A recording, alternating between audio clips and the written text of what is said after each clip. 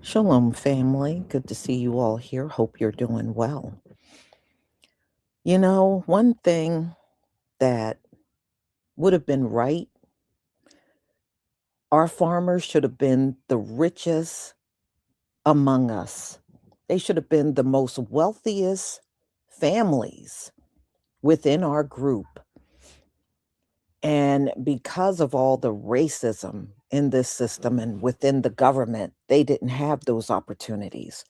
But during Reconstruction, they did become multi-millionaires. That's why they lynched them. In fact, they were outperforming white farmers in white communities. So now Donald Trump announced this $12 billion, because he's really the one that messed things up for these farmers with the immigration. And then on top of the immigration, when he closed the government agencies like USAID, that many of these white farmers had all the opportunities and contracts through to send their produce out worldwide, where black farmers did not have those opportunities. And then the tariffs ruined everything for them, where they had deals with China.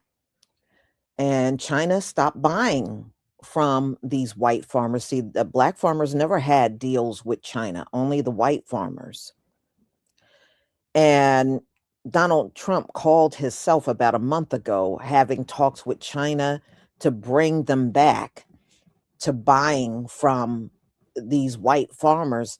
And China's not ever coming back to buy from these white farmers. That ship has sailed. It's never going to happen again. They're never coming back to buy from these farmers again. They're never going to see it happen. And they can thank Donald Trump for all of it. Donald Trump caused them to lose their elite. But see, they did that. They voted against their own interests by, Donald Trump said he was going to do mass deportation. They knew that their workers were illegals, and they ran out there and voted for Donald Trump. So they lost all of their workers. Then their crops rotted in the ground.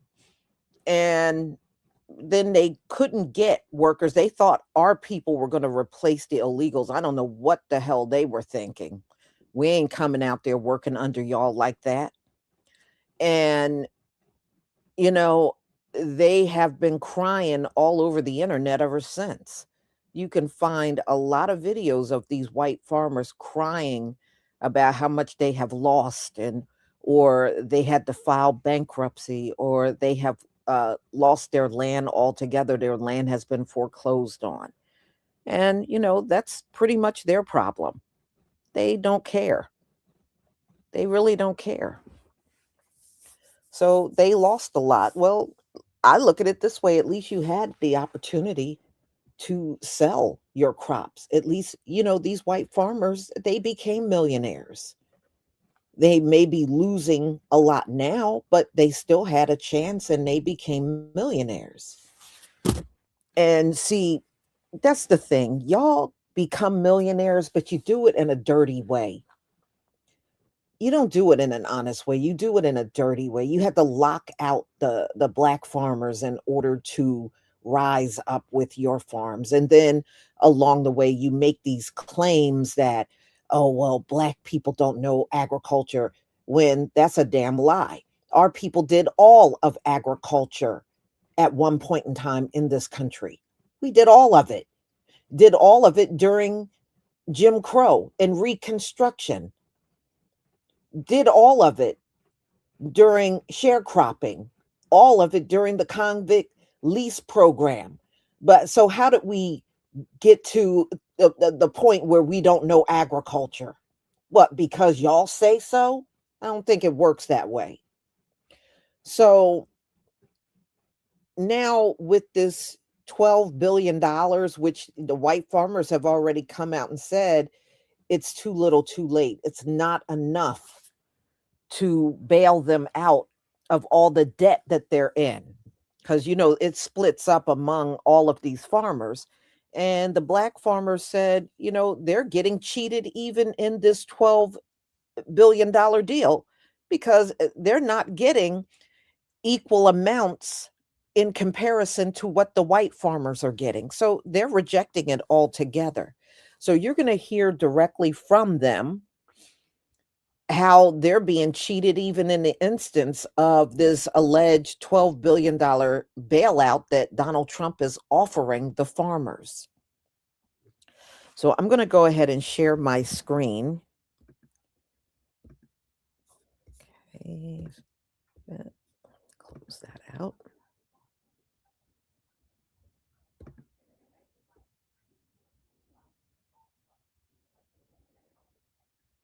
Hold on one second.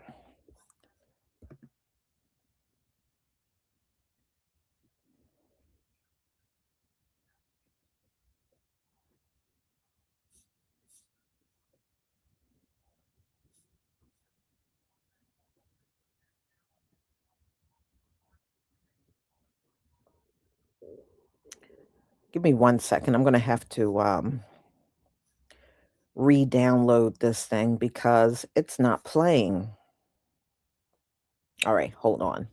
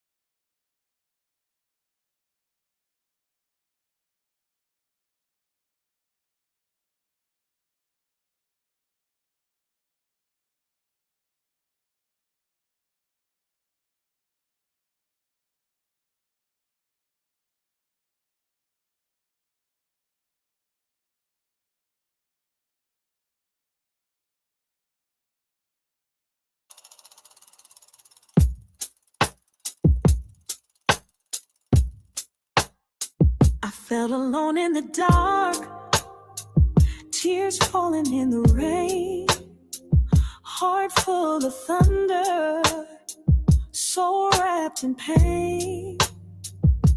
But then I heard a whisper blowing through the trees.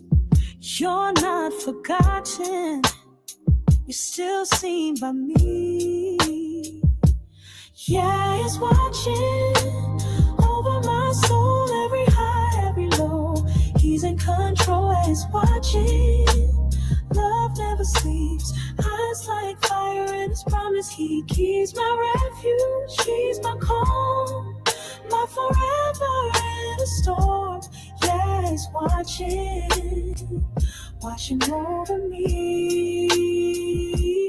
I tried to run, I tried to hide, made mistakes I still can't justify, but mercy met me in my shame. Grace found me and called my name. Yes, watch you. I will instruct you and teach you the way you should go. I will count you with my mind. Yeah, he's watching over my soul, every high, every low. He's in control, he's watching. Love never sleeps, eyes like fire, and his promise he keeps. My shelter, he's my balm, even when I'm broken and calm. Yeah, he's watching, he's always watching me. He watched me in the valley, loved me through my fears. He counted every heartbeat, bottled up my tears. Oh, he never left my side through the darkest fight. He's the moon in my midnight, the dawn in my night. Don't need to fear every prayer I speak. He's already near.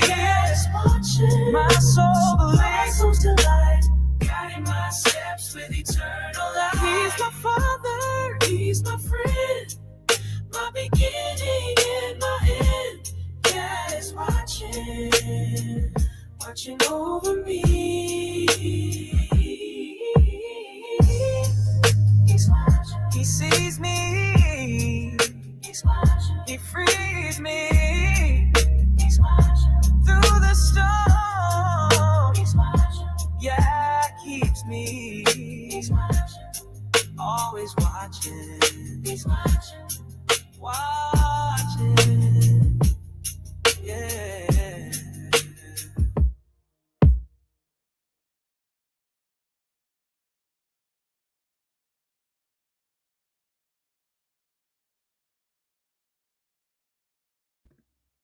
All right, y'all. It's up to 90%, so we don't have that much longer. I just hate when it does this where I download it and I guess it gets corrupt somewhere along the way. Let me get rid of this. All right. So I did contact UPS, and all they're saying again is, the order is delayed. It doesn't mean you're not going to get it. It's just delayed. So it's frustrating. And I wish I had better news for some of you, but I don't. Okay, there we go. All right, it is working this time. So let me share my screen.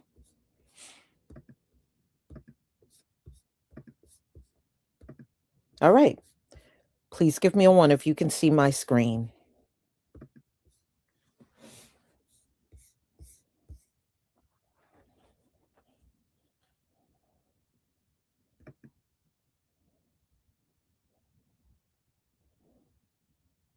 Thank you.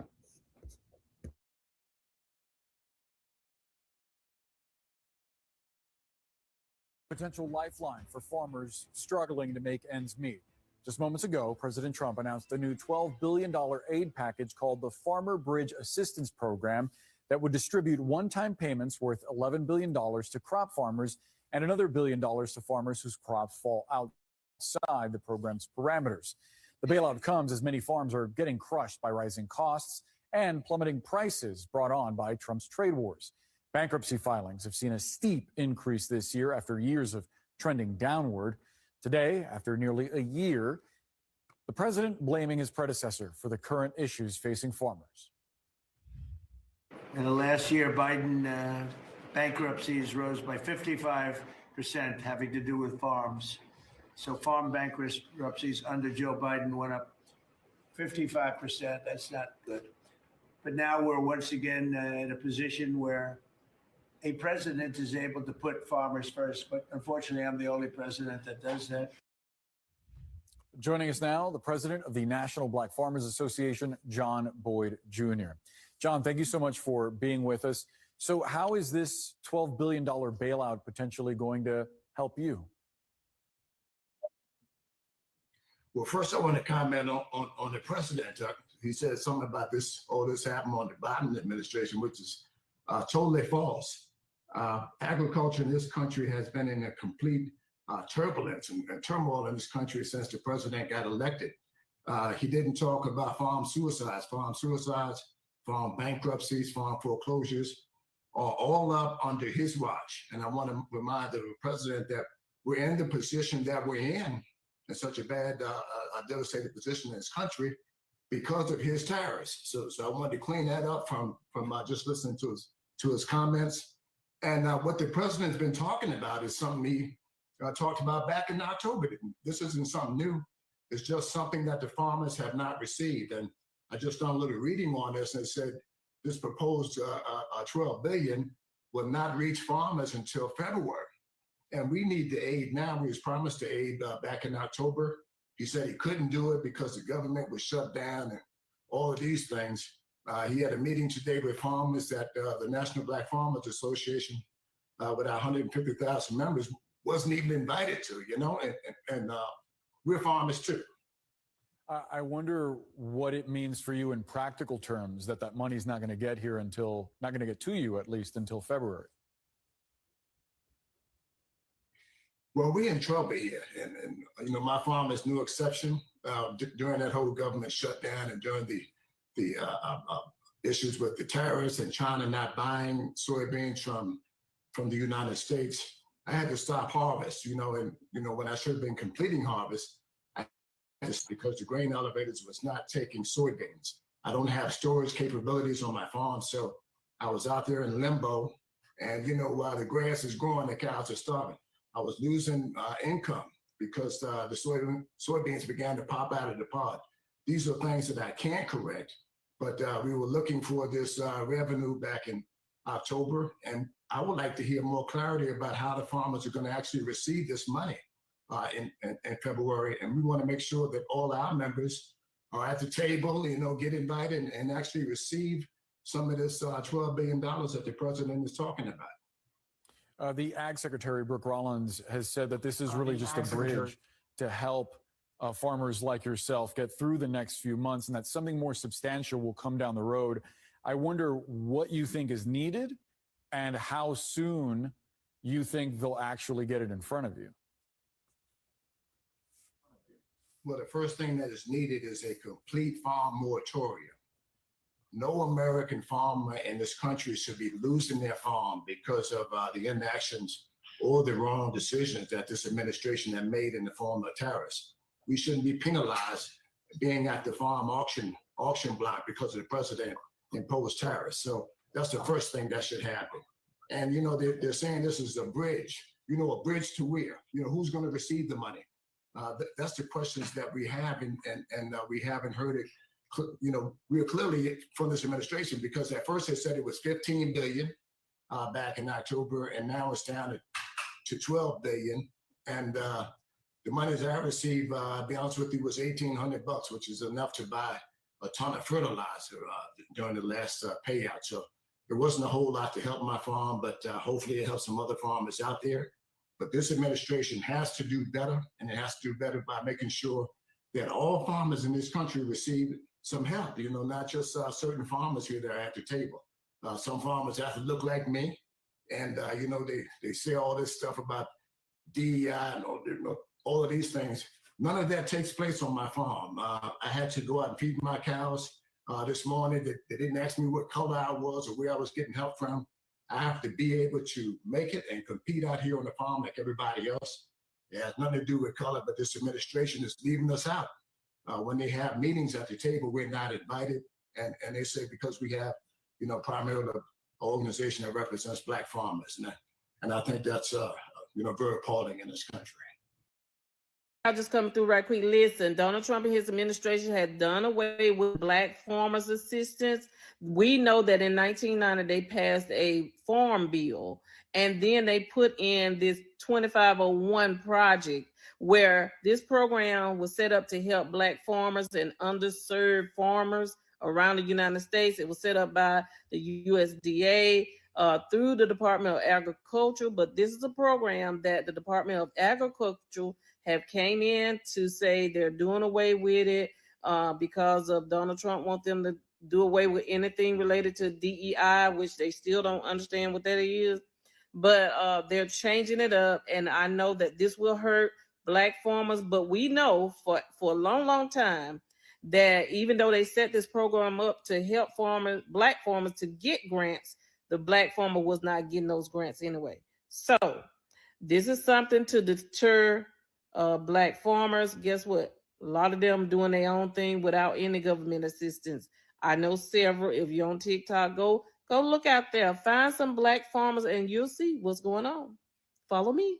Black farm operator, the one thing that I'm sick of hearing from white farmers is how you're struggling.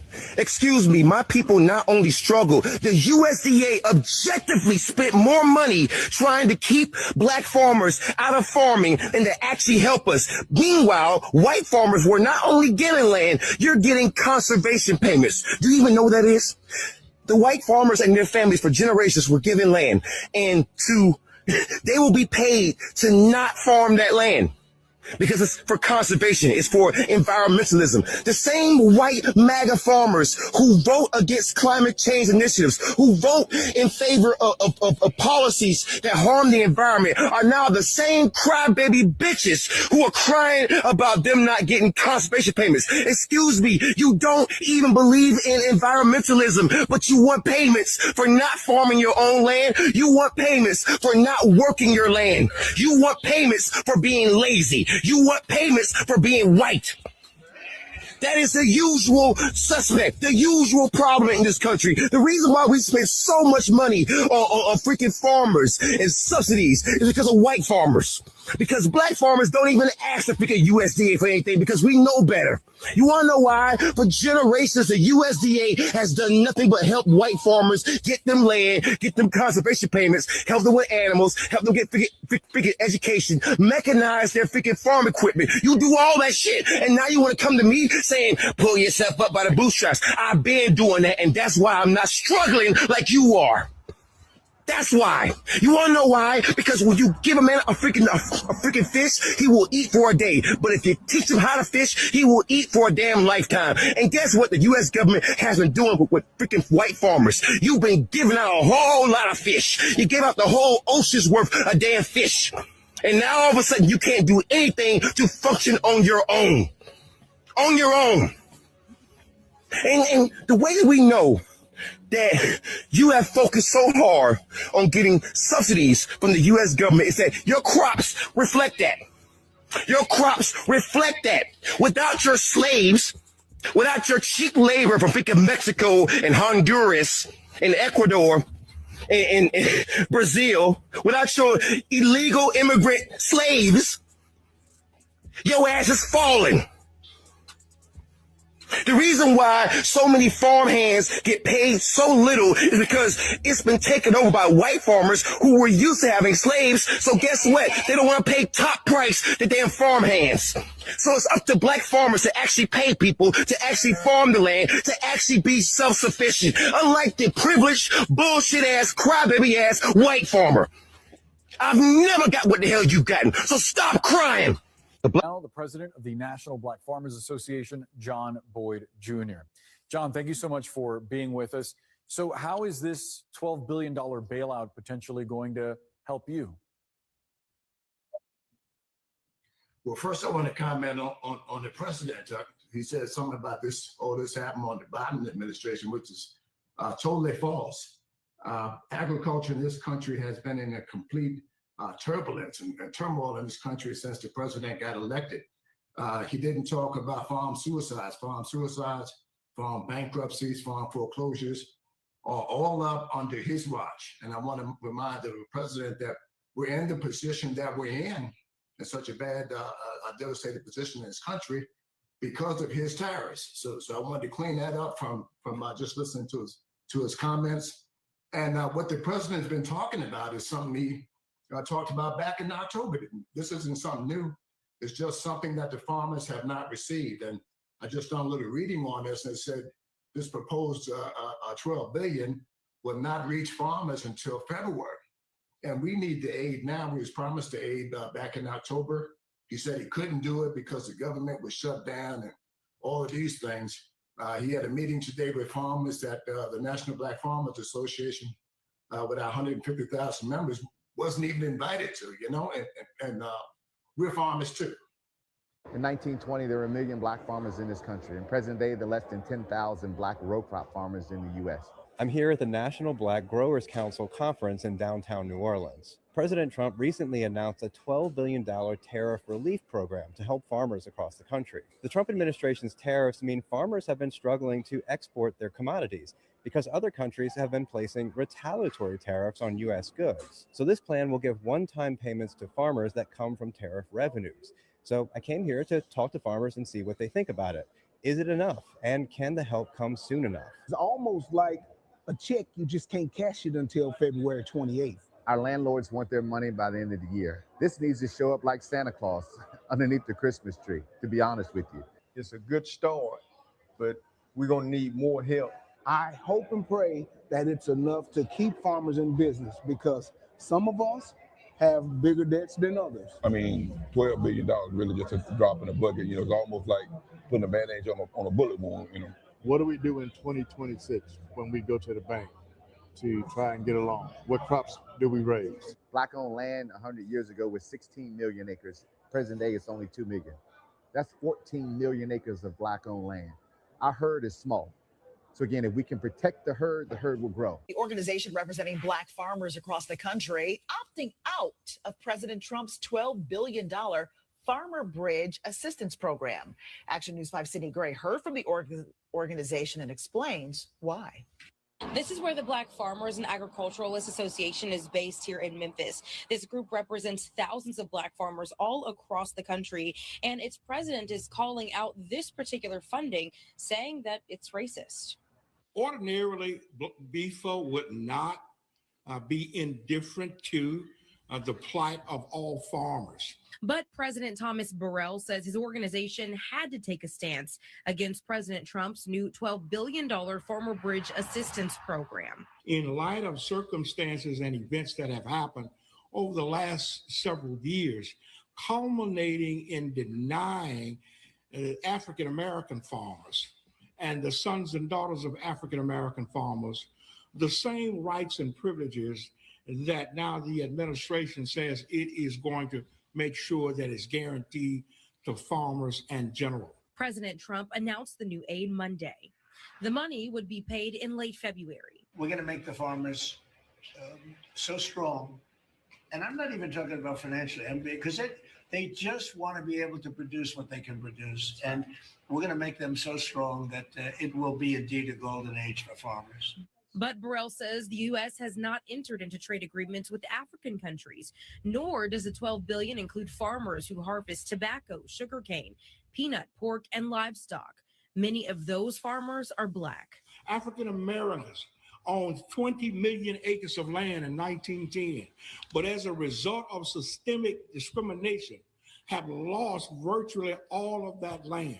Burrell also notes $4 billion meant for minority farmers by the Biden administration due to discrimination. Money he says never made it to Black farmers because white farmers, he says, filed lawsuits to stop the payments. I think that it's time that fairness becomes, in a very simple word, something that the government would embrace. Fairness. It's not a matter of don't give it to A. The question is, if you're going to give it to A, why are you not going to give it to B? In downtown Memphis, Sydney Gray, Action News 5. BIFA plans to file an injunction against the Trump administration to stop the payments. In response from the White House, they say, quote, the president's announcement reflects the president's commitment to helping our farmers who will have the support they need to bridge the gap between Biden's failures and the president's successful policies taking effect. Burrell said he'd be more than willing to meet with the president to discuss a solution. Payment meant to help farmers make it to the next growing season. Black farmers represent less than 2% of all growers, and under the Trump administration, programs designed to help support them have been cut.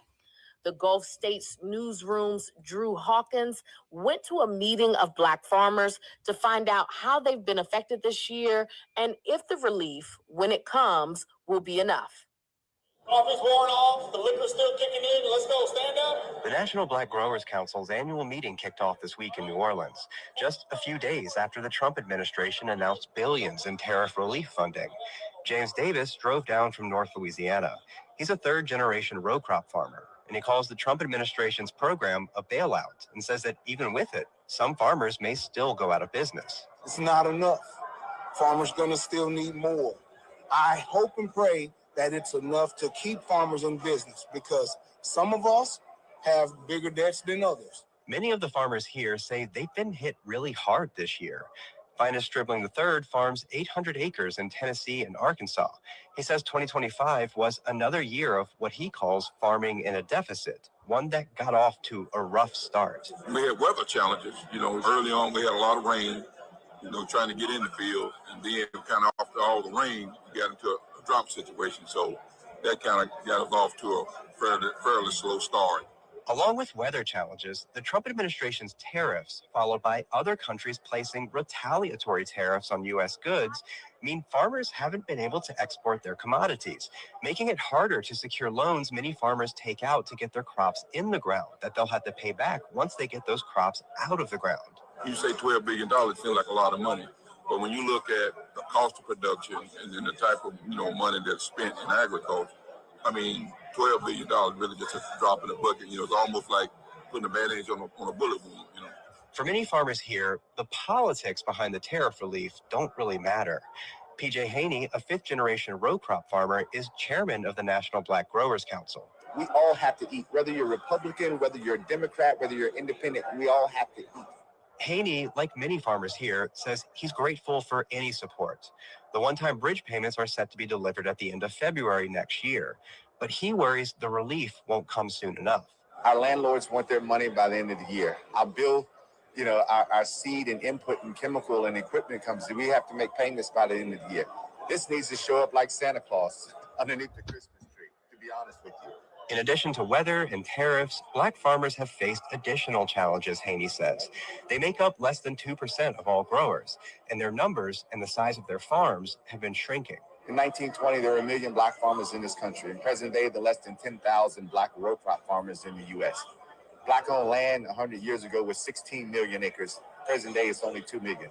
And this year, the Trump administration dismantled decades-old USDA programs designed to assist black farmers by eliminating the socially disadvantaged designation, including programs like the 2501 program, which many black row crop farmers rely on for access to credit, technical assistance, and other support. The black row crop farm community needs the support of the administration. We need the support of program participation. We need the set-asides to make sure these families can stay in business. And while the farmers here welcome the bridge payments, agricultural economists say the challenges farmers are facing go beyond 1 year of relief. There's still just so much uncertainty with the trade picture. Joseph Glober is a senior research fellow at the International Food Policy Research Institute in Washington, D.C. He says smaller farms especially, like many black-owned farms, may not get as much relief from federal programs. And the way the farm programs work, I mean, let's be frank, they're largely tied to areas, planted area. And so if you're a larger firm, you're going to get more in terms of government subsidies for any of these packages. New trade agreements with China, historically the top buyer of American row crops like soybeans, may help improve the bottom line for U.S. farmers, Glober says. But they'll now also have to compete with other countries that have ramped up production. So many row crop farmers are looking at next year with a lot of uncertainty, like John Lee II from Arkansas. What do we do in 2026 when we go to the bank to try and get along? What crops do we raise? So I'm concerned about the notion of going to the bank this upcoming year and not being able to get a loan because we can't make the loan cash flow. That's a big concern. For NPR News, I'm Drew Hawkins in New Orleans.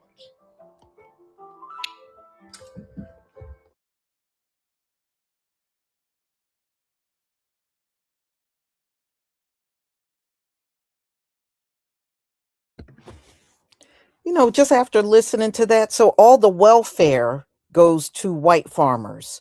They get all the government assistance, they get all of the subsidies, and any money that the government have set asides and everything, it goes to the white farmers. And and what that one farmer was saying, he's right. As soon as their workers left, their crops start rotting. They didn't even have a backup plan to how to get their crops out of the ground when they lost their workers. They had no backup plan. So he's right. As soon as they lost their workers, everything fell apart for them. But that's on them. They're supposed to have high IQs and know everything, but they were the ones that were the most dependent on the government to get their farms even to even work their farms, they were heavily depending on all kinds of things from the government. So, and workers. So go figure. So y'all, these farmers are saying, they're not going to take what Donald Trump is offering. And plus, they're not getting the same portion that the white farmers are getting. So they're not going to take it at all. And they're used to working without taking anything from the government. That's why they're not losing anything. If you notice, the only ones online whining about filing bankruptcy and losing their farm, and their farm been in the family for hundreds of years, and now they're about to lose, are white farmers. They're the only ones talking that way on videos. You don't see any of the black farmers talking like that because they're not losing anything. They had to fend for themselves this entire time. So y'all, that's it. So I want to thank Eric Tinsley. Thank you for the super chat, Israel for Israel. Absolutely. Thank you for your support from my channel. I deeply appreciate it. So y'all, thank you for being here. And I may have another live coming up a little later, but I have to get a few things together before I get to that. So hopefully I will see you again a little later. Shalom, family.